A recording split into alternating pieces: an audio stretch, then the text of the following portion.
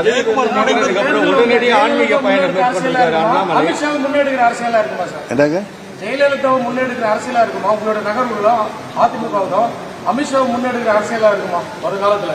நாங்கள் எல்லாம் அம்மாவுடைய தொண்டர்கள், அம்மாவை பார்த்து அம்மாவிடம் அரசியல் பயின்றவர்கள். என்றைக்குமே எங்கள் அரசியல் அம்மாவை முன்னெடுத்து தான் இருக்கும். அம்மாவின் லட்சியங்களையும் கொள்கைகளையும் தொடர்ந்து அடுத்த நூற்றாண்டுக்கு கொண்டு செல்கின்ற கருவியாக அம்மா மக்கள் முன்னேற்ற கழகம் செயல்பட்டு வருகிறது. எதுங்க பாரதிய ஜனதா கட்சி இந்தியா முழுவதும் ஆளுகின்ற ஒரு கட்சி. அந்த கட்சியின் முக்கியமான தலைவர் அந்த பத்திரிகை சந்திப்பு நடத்துகிறப்ப அவருடைய சந்திப்பாகத்தான் இருக்கும். அது ஆன்மீக பயணம் திடீர்லாம் இல்லைங்க, ஒரு 3 நாள் போயிட்டு வரேன்னு சொல்லிருக்காரு. 17ஆம் தேதி வந்து மாநில உரிமை மீட்புக்குழு அமைச்சிருக்கிறாங்களா சார்? யாரு? திமுக அவங்க ஆட்சியில இருந்தப்பெல்லாம் 74ல இருந்து கச்சத்தீவு என்கிற நமது உரிமையை, தமிழ்நாட்டு உரிமையை விட்டுக் கொடுத்தவர்கள் அவர்கள். காவிரி பிரச்சனையில அந்த ஒப்பந்தத்தை காலாவதியாக விட்டவர்கள் திமுகவினர். இந்த நீட் தேர்வை பற்றி நீங்க பேசுறாங்களா? நீட் தேர்வு வருவதற்கு அவர்கள் கூட்டணியாக இருந்த காங்கிரஸ் கட்சி ஆட்சியில தான் வந்தது. அதுபோல தமிழ்நாட்டு மக்களை வாட்டி வதைக்கின்ற பல்வேறு திட்டங்கள், மீத்தேன், ஈத்தேன் போன்ற திட்டங்களை கொண்டு வந்தது திமுக ஆட்சியில.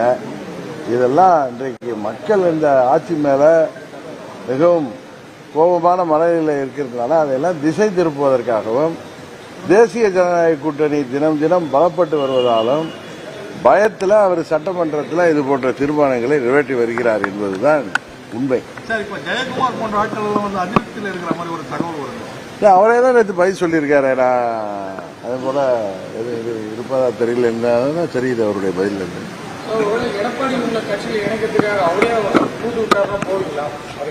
இதே மாதிரி உங்களுடைய கற்பனைக்கெல்லாம் நான் பதில் சொல்ல விரும்புகிறேன்.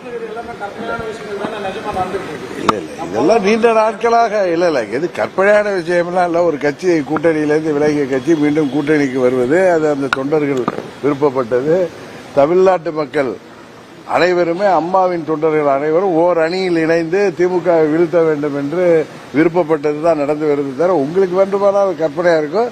நீங்க இப்ப கேட்ட கேள்வியை தான் நான் கற்பனை, இது போன்ற அனுமானங்களுக்கெல்லாம் நான் பதில் சொல்ல முடியாது. ரோகி எடப்பாடி கையில அதிமுக இருக்கிற வரைக்கும் அது வீழ்ச்சி அடையும் சொல்லிட்டு நீங்களே ஒரு பேட்டியில சொல்லியிருக்கீங்க. ஆமா, இப்போ தற்போதைய அவர் அந்த கட்சி அழிந்து விடாமல் காப்பாற்றுகின்ற முயற்சியாக இன்றைக்கு தேசிய ஜனநாயக கூட்டணியில் வந்திருக்காரு. அதையும் நம்ம ஸ்பேட் இஸ் ஸ்பேட் தானே சொல்ல முடியும்.